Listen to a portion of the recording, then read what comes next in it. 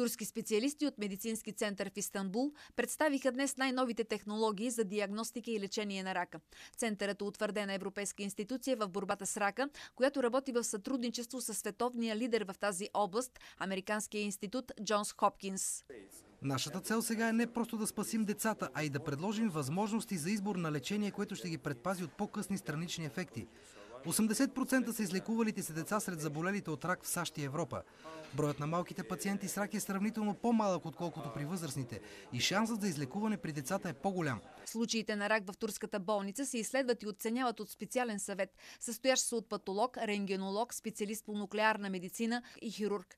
Така, след приключване на предоперативната оценка, този екип назначава най-подходящия специфичен план за лечение на всеки пациент въз основа на здравословното го състояние, локализацията на тумора, вида и стадия на заболяването. Прилага се и индивидуално лечение на рака и специфична терапия за всеки пациент.